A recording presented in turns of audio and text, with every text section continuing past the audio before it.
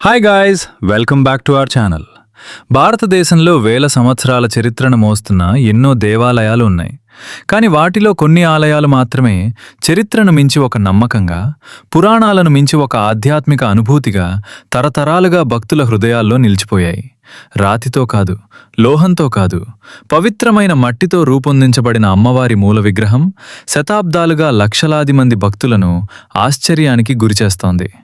తన రాజ్యాన్ని కోల్పోయిన ఒక రాజు చివరికి ఆదిపరాశక్తిని ఆశ్రయించి తిరిగి తన సింహాసనాన్ని పొందాడని ఆలయ సంప్రదాయం చెబుతోంది.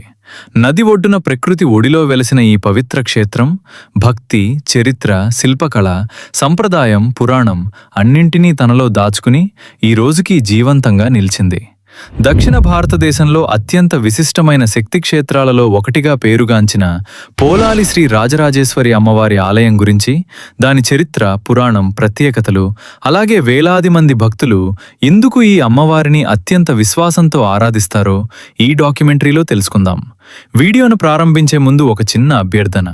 మా ఛానల్లో ఇలాంటి ప్రాచీన దేవాలయాలు, పురాణాలు, చారిత్రక ప్రదేశాలు, ఆధ్యాత్మిక విశేషాలు మరియు ట్రావెల్ డాక్యుమెంటరీలు మీకు నచ్చితే ఇప్పుడే మా ఛానల్ను సబ్స్క్రైబ్ చేసి పక్కనే ఉన్న బెల్ ఐకాన్ను ప్రెస్ చేయండి.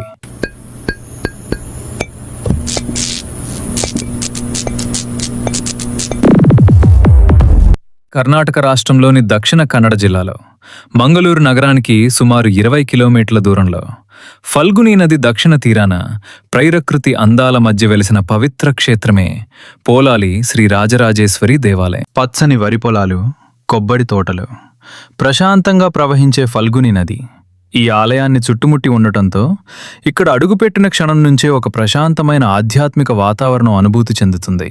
పోలాలి శ్రీ రాజరాజేశ్వరి అమ్మవారి ఆలయ మహిమ గురించి చెప్పేటప్పుడు ముందుగా గుర్తుకు వచ్చేది రాజు సురదుడి కథ. ఈ గాథకు మూలం దేవీ మహాత్మ్యం అనే పవిత్ర గ్రంథంలో కనిపిస్తుంది. అయితే సురదుడు పోలాలి క్షేత్రంలో తపస్సు చేసి అమ్మవారి అనుగ్రహం పొందాడనే విశ్వాసం ఆలయ సంప్రదాయంలో తరతరాలుగా చెప్పబడుతోంది. పురాణం ప్రకారం సురదుడు పరాక్రమశాలి రాజు, ప్రజలను కన్నబిడ్డల్లా చూసుకునే ధర్మపరుడు. అతని రాజ్యంలో సుభిక్షం, శాంతి నెలకొని ఉండేవి. కానీ కాలం ఎప్పుడూ ఒకేలా ఉండదు. శత్రురాజులు కలిసి అతనిపై యుద్ధం ప్రకటించారు. ఎన్నో రోజుల పాటు జరిగిన భీకర పోరాటం తర్వాత సురదుడు తన రాజ్యాన్ని కోల్పోయాడు. సింహాసనం పోయింది, సైన్యం చెదిరిపోయింది. అతనికి అత్యంత విశ్వాసపాత్రులుగా కనిపించిన వారు కూడా అతన్ని విడిచిపెట్టారు. అన్నీ కోల్పోయిన రాజు ఒంటరిగా అడవుల వైపు ప్రయాణం ప్రారంభించాడు. అడవిలో ఎన్నో రోజులు సంచరిస్తూ వచ్చిన రాజు సురదుడు చివరికి ఫల్గుని నది తీరానికి చేరుకున్నాడు. ఆ పవిత్రమైన ప్రదేశంలో శక్తి స్వరూపిణి అయిన ఆదిపరాశక్తిని ఆరాధిస్తూ ఘోర తపస్సు చేస్తున్న సమేధ మహర్షిని దర్శించాడు. తన జీవితంలో జరిగిన ప్రతి విషయాన్ని మహర్షికి వివరించిన సురదుడు తన కోల్పోయిన రాజ్యాన్ని తిరిగి పొందటానికి మార్గం చూపమని వేడుకున్నాడు. అప్పుడు సమేధ మహర్షి జగన్మాతను సంపూర్ణ భక్తితో ఆరాధిస్తే ఆమె అనుగ్రహం తప్పకుండా లభిస్తుందని ఉపదేశించారు. మహర్షి ఆదేశానుసారం ఫల్గుని నది పవిత్ర ఇసుకతో ఆదిపరాశక్తి స్వరూపమైన అమ్మవారి విగ్రహాన్ని రూపొందించి ఆ విగ్రహాన్ని ప్రతిష్ఠించి ఇద్దరూ కలిసి అత్యంత భక్తి శ్రద్ధలతో పూజలు, తపస్సు ప్రారంభించారు. రోజులు గడిచాయి, నెలలు గడిచాయి. అయినప్పటికీ వారి భక్తిలో ఎలాంటి మార్పు రాలేదు. చివరికి వారి అచంచలమైన భక్తికి ప్రసన్నమైన జగదంబ ప్రత్యక్షమై సురదుడికి కోల్పోయిన రాజ్యాన్ని, పూర్వ వైభవాన్ని తిరిగి ప్రసాదించిందని ఆలయ సంప్రదాయం వివరిస్తుంది. అయితే ఆ దివ్య దర్శనం సురదుడి జీవితాన్నే పూర్తిగా మార్చేసింది. తిరిగి తన రాజ్యాన్ని పొందిన తర్వాత కూడా ఆ విజయాన్ని తన పరాక్రమ ఫలితంగా కాకుండా పూర్తిగా అమ్మవారి అనుగ్రహంగానే భావించాడు. కృతజ్ఞతగా తన రత్నాల సింహాసనాన్ని దేవి పాదాల వద్ద సమర్పించి అమ్మవారికి నిత్య పూజలు జరగాలని సంకల్పించి అదే పవిత్ర స్థలంలో శ్రీ పోలాలి రాజరాజేశ్వరి అమ్మవారి ఆలయాన్ని నిర్మించినట్లు ఆలయ సంప్రదాయం తెలియజేస్తుంది. అప్పట్నుంచి ఈ క్షేత్రం దక్షిణ భారతదేశంలోని అత్యంత పవిత్రమైన శక్తి క్షేత్రాలలో ఒకటిగా భక్తుల ఆరాధనను అందుకుంటూ వస్తోంది. సురధుడు నిర్మించిన ఈ పవిత్ర క్షేత్రం కాలక్రమంలో అనేక రాజవంశాల ఆదరణతో మరింత అభివృద్ధి చెందింది. ప్రస్తుతం మనం చూస్తున్న పోలాలిప శ్రీ రాజరాజేశ్వరి అమ్మవారి దేవాలయం దక్షిణ భారత దేవాలయ శిల్పకళకు ఒక అద్భుతమైన ఉదాహరణగా నిలుస్తోంది. ఆలయంలో అడుగుపెట్టిన వెంటనే కనిపించే ప్రశాంతమైన వాతావరణం, చుట్టూ పచ్చని ప్రకృతి, ఫల్గుని నది యొక్క సౌందర్యం భక్తులకు ఒక దివ్యమైన అనుభూతిని కలిగిస్తాయి. గోపురం నుండి గర్భాలయం వరకు ప్రతి భాగంలో దక్షిణ భారత శిల్పకళా సంప్రదాయం స్పష్టంగా కనిపిస్తుంది.